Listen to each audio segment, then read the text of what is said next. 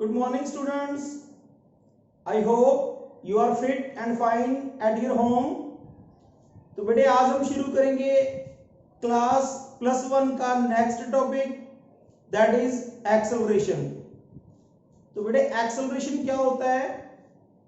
हमने डिस्टेंस पढ़ लिया, डिस्प्लेसमेंट पढ़ लिया, उसके बाद स्पीड पढ़ ली और उसके बाद वेलोसिटी कर ली हमने।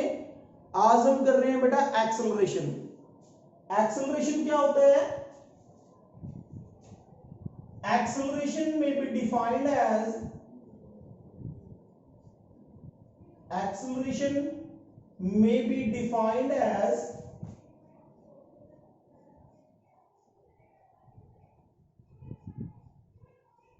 the rate of change of velocity. The rate of change of velocity is called acceleration. जब with respect to time किसी ऑब्जेक्ट की वेलोसिटी चेंज होती है तो हम कह देते हैं कि उस बॉडी के अंदर एक्सेलरेशन प्रोड्यूस हो रहा है। तो यहां से हम लिख सकते हैं कि जो एक्सेलरेशन होता है, acceleration is equal to change in velocity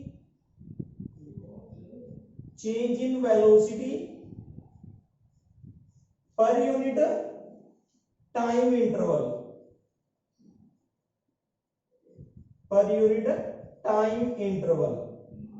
जब change in velocity per unit time interval होता है तो बॉडी के अंदर एक्सेलरेशन प्रोड्यूस हो जाता है। अगर हम इसकी यूनिट की बात करें, जो एक्सेलरेशन होती है, acceleration is the vector quantity. Acceleration जो है वो वेक्टर क्वांटिटी है because acceleration has magnitude as well as direction. जो एक्सेलरेशन होता है उसका मैग्नीट्यूड भी होता है और उसकी वेलोसिटी डायरेक्शन भी होती है। अगर यूनिट की बात करें हम, यूनिट ऑफ एक्सेलरेशन, तो वेलोसिटी की यूनिट क्या होती है? मीटर पर सेकंड। और नीचे फिर क्या है? टाइम की यूनिट क्या होती है? सेकंड। तो इसकी यूनिट बन गई मीटर पर सेकंड स्क्वायर। और you can also right in this time, ऐसे भी लिख सकते हो। और इसकी एसआई यूनिट होती है, ये एसआई यूनिट की बात करें तो मीटर पर सेकंड स्क्वायर होती है।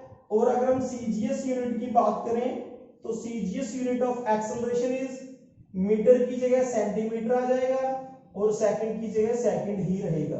तो ये बन गया सेंटीमीटर पर सेकंड स्क्वायर।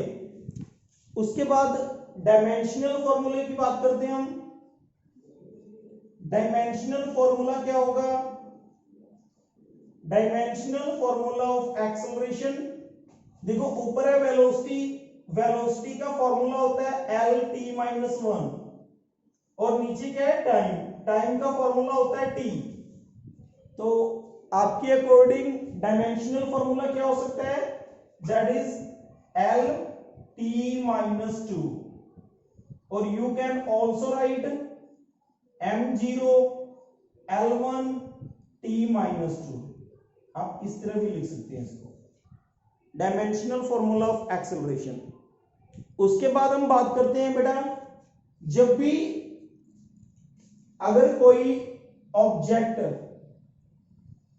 की वेलोसिटी चेंज हो रही है विद रिस्पेक्ट टू टाइम, जैसे मान लो कि हमने यहां पे टाइम लिया, इस साइड आपका टाइम है और इस साइड जो है वो वेलोसिटी है। तो अगर with respect to time object की वेलोसिटी चेंज हो रही है, मान लो कि ऑब्जेक्ट की वेलोसिटी चेंज हो रही है, तो इस ग्राफ का जो स्लोप होगा that slope represent the acceleration. ये जो ग्राफ है ये किसको रिप्रेजेंट करेगा? एक्सेलरेशन को रिप्रेजेंट करेगा, क्योंकि with respect to time object की वेलोसिटी चेंज हो रही है। तो हम कह सकते हैं कि बॉडी के अंदर एक्सेलरेशन प्रोड्यूस हो रहा है। अब इसके साथ हम बात करते हैं बेटा टाइप्स ऑफ एक्सेलरेशन की। जैसे हमने स्पीड की टाइप्स की थी, फिर हमने वेलोसिटी की टाइप्स की थी, उसी तरह बिल्कुल सिमिलर हम करेंगे टाइप्स ऑफ एक्सेलरेशन। स्पीड की 4 टाइप्स थी, वेलोसिटी की भी 4 टाइप्स थी, और आज हम करेंगे एक्सेलरेशन, उसकी भी 4 टाइप्स है। तो टाइप्स ऑफ एक्सेलरेशन की बात करते हैं हम। टाइप्स ऑफ एक्सेलरेशन, कौन कौन सी टाइप है एक्सेलरेशन की? फर्स्ट हम करते हैं uniform acceleration.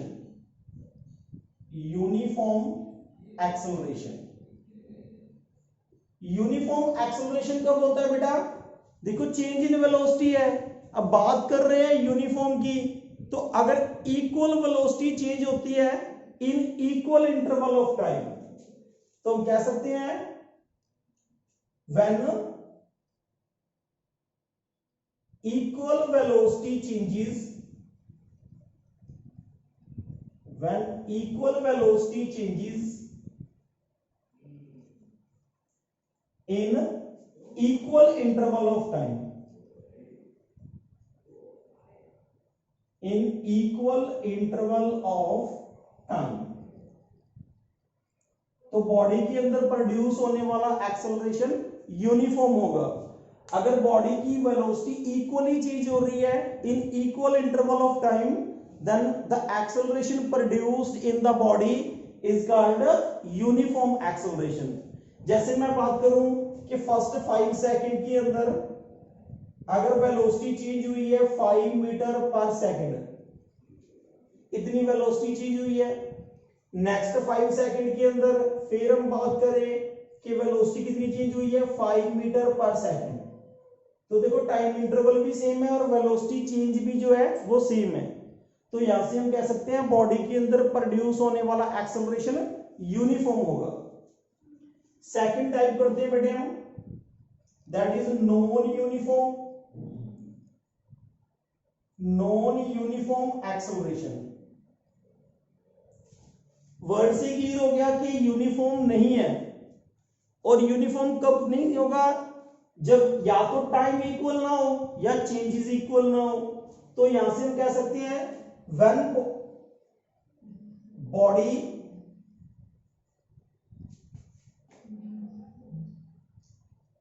Changes unequal velocity, when body changes unequal velocity in equal interval of time, in equal interval of time, or vice versa, or vice versa।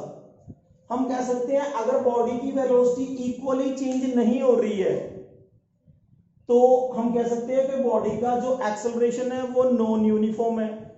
या हम कह सकते हैं कि वेलोसिटी तो सेम चेंज हो रही है बट टाइम इंटरवल सेम नहीं है, तो भी हम कह सकते हैं कि बॉडी के अंदर प्रोड्यूस होने वाला एक्सेलरेशन नॉन यूनिफॉर्म है। अगर टाइम या चेंज इन वेलोसिटी दोनों में से एक चीज भी इक्वल नहीं है तो बॉडी के अंदर प्रोड्यूस होने वाला जो एक्सेलरेशन है वो नॉन यूनिफॉर्म होगा। नेक्स्ट हम बात कर रहे हैं बेटा एवरेज एक्सेलरेशन की। एवरेज एक्सेलरेशन क्या होता है बेटे? एवरेज एक्सेलरेशन होता है may be defined as ratio of total change in velocity, total change in velocity to the total time,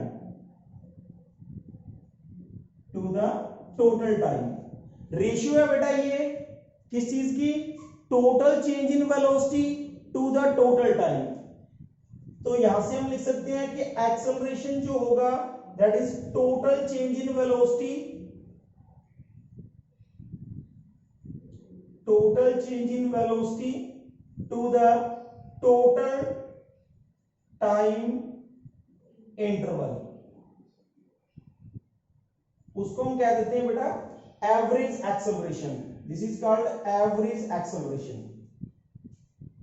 और फोर्थ हम टाइप करते हैं बेटा इसकी, that is instantaneous acceleration, instantaneous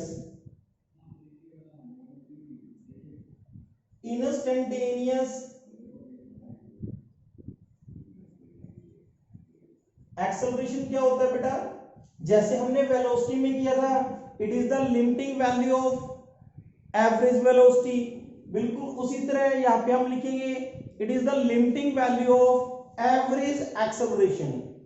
तो यहां से हम लिख सकते हैं it is the average value of, it is the average value of,